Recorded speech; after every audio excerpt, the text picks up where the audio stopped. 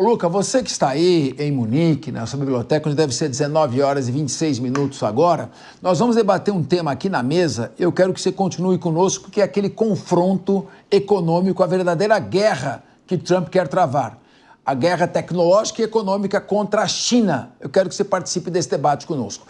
Empresas de tecnologia dos Estados Unidos e da Europa perderam cerca de 1 trilhão, isso mesmo, 1 trilhão de dólares, quase o PIB brasileiro, em valor de mercado, após o surgimento de um novo modelo de inteligência artificial de baixo custo, produzido pela startup chinesa DeepSeek. O presidente dos Estados Unidos, Donald Trump, diz que a ferramenta chinesa é um, abre aspas, chamado de atenção para as empresas americanas, de que elas devem competir para vencer. Essa ferramenta surpreendeu a indústria e abalou os mercados financeiros. Antes de chamarmos aqui os nossos debatedores que estão ávidos para falar, Luca Bassani, eu quero que você comente isso, como ela pode repercutir no ânimo do Trump de definitivamente declarar guerra econômica à China. É realmente uma notícia que é um baque para todas as empresas que têm investido maciçamente no setor de AI, né, de inteligência artificial. Inclusive, durante as primeiras ordens executivas, Trump anunciou que quer investir cerca de 500 bilhões de dólares no setor, o que animou muito o mercado, mas uma alternativa muito mais barata e tão competitiva quanto que é a DeepSeek acaba representando um entrave para os planos de dominação econômica e tecnológica dos Estados Unidos nesse setor. Eu acho que é interessante nós, como um país terciário que não faz parte desse protagonismo, observar todas essas mudanças e eu, se me permite, consigo traçar um paralelo com a corrida espacial, que naquele momento da Guerra Fria talvez tenha sido a única disputa saudável entre as duas potências econômicas e ideológicas do mundo, entre a União Soviética e os Estados Unidos, investindo em satélites, em sistemas de localização por GPS, em foguetes, em várias tecnologias que são muito úteis nos dias de hoje. Então, toda a humanidade ganhou com a disputa científica durante a corrida espacial. Acredito que agora a corrida pela tecnologia da inteligência artificial também vai beneficiar a humanidade como um todo, dadas as infinitas aplicações dos AIs, não só nos telefones, mas também na medicina, em conseguir optimizar toda a retenção de energia em fontes renováveis. Há inúmeras aplicações. Eu acho que o Brasil e outros países que serão consumidores apenas dessas tecnologias tendem a ganhar, porque essa competitividade vai fazer com que esse serviço tão essencial no futuro também se torne mais barato. Mas, com certeza, foi uma pedra no caminho dos primeiros dias de governo Trump, que vai fazer de tudo para reverter esse jogo e, pelo menos na retórica, mostrar que os Estados Unidos não estão atrás da China, provavelmente colocando algumas desconfianças no modelo desenvolvido pelos chineses, na questão de vazamento de dados e também da possível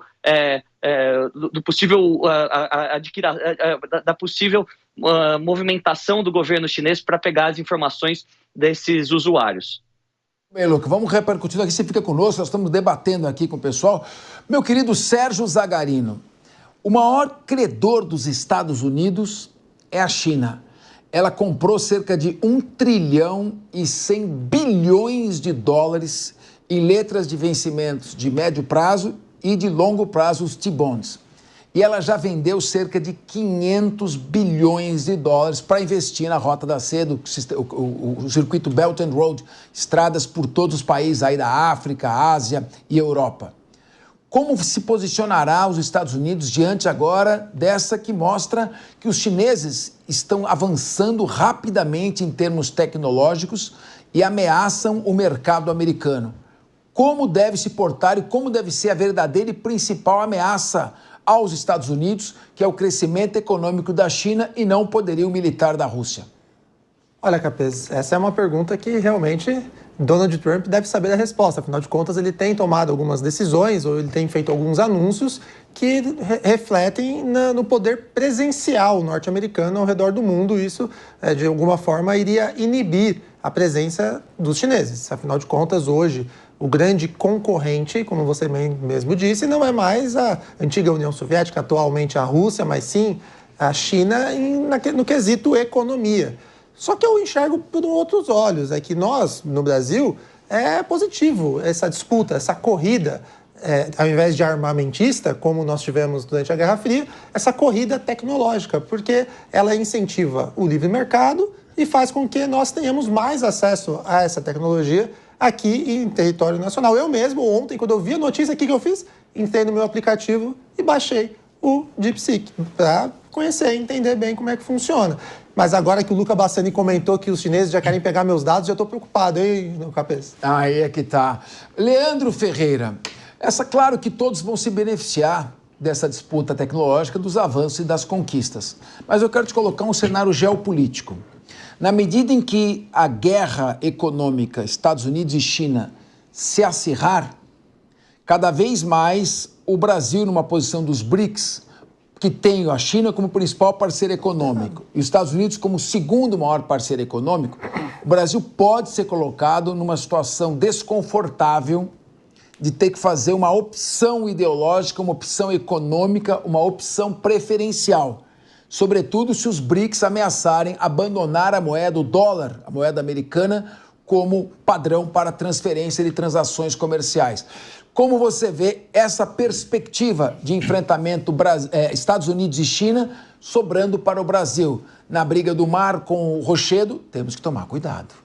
Esse lasca morisco. Olha, Capês, eu acho que o Brasil não vai passar por essa situação, se vier a passar, pela primeira vez. Né? Foi assim com Getúlio Vargas em relação à guerra na Europa, né? Foi assim nos governos JK e João Goulart em relação à União Soviética e também aos próprios Estados Unidos, né? Então eu acho que essa ambiguidade, né, não é um problema necessariamente. Pelo contrário, o Brasil precisa manter a sua tradição de ser pragmático nas relações internacionais, não condicionar os seus acordos econômicos ou de qualquer tipo às questões geopolíticas que envolvem essas nações, né? Foi assim, inclusive, o Lula não topou entrar na Rota da Seda, né? A gente tem um exemplo, Capês, de como isso está acontecendo na prática. Lula não topou entrar na Rota da Seda recentemente, era o que o Xi Jinping queria e veio fazer aqui no Brasil no encontro do G20, né? Justamente para não se comprometer, e ali seria um comprometimento da China com a dívida brasileira, né? A dívida brasileira se comprometer com a China, que esse modelo que você citou de comprar dívida dos Estados Unidos é um deles, mas a Rota da Seda, na prática, ela é o endividamento dos países para construir infraestrutura, coisa que o Brasil não topou corretamente, na minha avaliação, não topou. Eu acho que a gente tem que manter essa linha, não é fácil, né? Mas a gente tem que evitar que se misturem posições ideológicas ufanistas, né? Como essas de aderir ao trumpismo automaticamente. Inclusive, acho que o Brasil tem muito mais a ver culturalmente com os Estados Unidos do que com a China. Não tem problema manter uma relação muito próxima. O problema é abrir mão de se desenvolver em uma determinada direção porque se misturaram questões ideológicas, né? Parece besteira, né? Mas no fundo, o que está prevalecendo é o capitalismo. Esse movimento aí da DeepSeek é o básico do capitalismo. Inovação para superar uma situação de dificuldade, para superar uma situação de estagnação que foi causada pela geopolítica. Rodolfo Maris, se até o mais fanático defensor de Donald Trump, como o Sérgio Zagarino, já baixou o aplicativo DeepSeek? Pois é. O que você está esperando? Olha, o fim dos tempos, cabeça. Literalmente o fim dos tempos, eu não esperava. Mas olha só, vamos atentar aos fatos aqui dessa nova plataforma de inteligência artificial, gastar apenas 5% do que foi gasto pela Meta, por exemplo. É um aplicativo que vem para economizar energia, vem para fazer a diferença e vem para mostrar para o mundo que dá para se fazer, sim, boas coisas com pouco dinheiro. Os recursos que a China tem usado nessa tecnologia nova são absurdamente claras para o mundo todo. Olha só, eles pegaram um chip da NVIDIA, que apareceu aí na tela agora há pouco, um chip desatualizado de 2022 e fizeram um milagre. Olha só, se atentaram às informações que estavam sendo descartadas para criar uma inteligência nova, totalmente renovada, e fez os Estados Unidos perder ali, né, as Big Techs, perder $1 trilhão. É isso, né, Capês? Me corrija. $1 trilhão de dólares. $1 trilhão de dólares. Olha só que absurdo. A China não me surpreende. surpreende, eles vêm batendo já há muito tempo. Quem não lembra aqui, no começo de 2012, mais ou menos, o mundo começou a falar chinês, né, cara? As ofertas por essa língua aumentaram, assim, exacerbadamente aqui no Brasil. Todo mundo queria falar uma língua chinesa, um mandarim, porque se via a China como uma segunda língua, desbancando aí o inglês. Olha só, e agora vem a China com essa cartada na inteligência artificial. Lembrando, Capês, que numa guerra, quem detém a informação, quem tem a informação, já está um passo à frente. E nessa guerra, que não é de armas, como bem diz aqui o Zagarino, mas é da tecnologia. As próximas guerras que estão por vir, ou as próximas brigas, vão ser todas elas baseadas na tecnologia. E quem tem essa informação está à frente, e a China está desbancando aí os Estados Unidos. Emerson Tawil. E da procura e da oferta. Na verdade, tudo que é de graça é muito preocupante, mas o aplicativo, sem dúvida, eu também tive acesso a ele, ele é muito mais eficaz, ele tem uma velocidade muito maior, ele consegue fazer capacidade de downloads muito maior do que as tradicionais, e isso vem no mercado de uma forma uma volúpia muito grande, e sem dúvida é a melhor ferramenta hoje que está disponível no mercado. Se tratando de China, é sempre bom tomarmos um certo cuidado, porque existe todo esse estigma de roubo de dados, entre outras coisas. Na verdade, é uma guerra de gigantes do mercado, mas que vem para somar, o progresso, faz parte do sistema, e quem fizer o uso desse aplicativo deve estar aí comemorando, porque, na verdade, ele está a passos largos. E essa procura faz com que o mercado acabe respondendo dessa maneira, em que algumas empresas estão perdendo, e muito, para alguém ganhar. E essa faz parte da regra do mercado. Para alguém ganhar, alguém precisa perder. E atenção, o DeepSeek está desatualizado, já começou mal, pisando na bola com linha de frente. O que foi, Sérgio Zagarino? Está pisando na bola já com o nosso programa? Sérgio. Eu ainda não tinha feito o teste. Eu falei, agora eu vou fazer o teste aqui, já. Vamos ver esse aplicativo chinês. Aí eu coloquei aqui, qual a sua opinião sobre o linha de frente? Teceu elogios. Aí eu falei, e seu apresentador? Aí ele falou que o apresentador do Linha de Frente é Igor Coelho. Pô, aí não dá de... Podia ser Igor Vinícius, né? Vai me lembrar do clássico com São Paulo. Mas olha, a questão... Eu queria voltar depois dessa constatação. Aqui é jornalismo também, é ao vivo mesmo o negócio, em tempo real. Mas, meu querido Leandro Ferreira, o Trump tem essa linha America First. Tá na cara que ele vai deixar a Ucrânia na tanga. Já vai cortar o financiamento, a Rússia já invadiu e tomou a última fortaleza de Donbass, já completou praticamente a ocupação aí de toda a região de Donbass que ela pretendia. Ele deve abandonar isso, também ele já forçou lá, em boa hora, o cessar-fogo lá em Gaza, está tirando um pouco o pé. Como é que fica a questão, estamos falando de China, de Taiwan. Eu assisti uma entrevista do ex-embaixador John Bolton, que foi assessor especial, conselheiro de segurança de Donald Trump por 17 meses no primeiro mandato, e saiu por divergências. E ele contou algo que não deveria. Acho que numa reunião Trump presenciada pelo Mike Pompeo, presidente da CIA, o Trump pegou uma caneta e disse: Pompeo, tá vendo essa pontinha aqui? É Taiwan. Tá vendo essa mesa? É a China. Deixando no ar se vale a pena brigar pela pontinha, brigar com a mesa para proteger a pontinha. Ele está querendo pegar a Groenlândia, o Canal do Panamá, o Golfo do México também, né? E o Canadá. Então, será que ele está com tempo de proteger Taiwan? Como é que fica essa questão da pequena ilha que produz microchips?